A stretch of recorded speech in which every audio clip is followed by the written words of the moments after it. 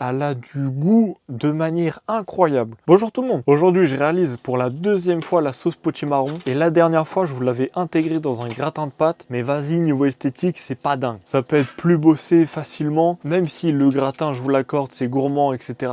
Mais vas-y, viens, on level up. Donc, je suis parti sur une base de pâtes fourrées pour le côté un peu plus travaillé, en quelque sorte. Et en dessous, je faisais une virgule avec la sauce. In fine, c'est plus réellement une sauce que je vous propose parce que c'est pas liquide et ça ressemble plus à une purée. Mais justement, la purée, elle a du goût de manière incroyable. Franchement, toutes les améliorations que j'ai apportées comparé à la V01, c'est juste magnifique. Et mention spéciale au piment parce que ça ramène quelque chose vraiment au goût. C'est bon. Franchement, c'est bon. Malheureusement, j'ai chié dans la colle parce que la sauce au potimarron, je l'ai divisée en deux. J'en ai fait une pour la garniture et une autre pour la virgule. Et celle pour la virgule, elle était carrément meilleure parce que je l'ai mélangée avec la sauge qui avait cuit dans le potimarron. Plus, j'ai rajouté du beurre, ce qui donne une longueur en bouche magnifique. Ça ramène du goût hyper facilement et franchement, c'est top. Pour parler de la garniture, tous les ingrédients que j'ai apportés, c'est cool. Les champignons, ça amène de la mâche et un goût, ça va, c'est cool. La feta, franchement, il n'y a pas photo, c'est gourmand aussi. Le seul problème que j'ai, c'est la sauge fraîche. J'en ai mis beaucoup trop et même la prochaine fois, je vais l'enlever carrément parce que c'était trop fort en bouche et ça m'a niqué complètement mon plat. Ça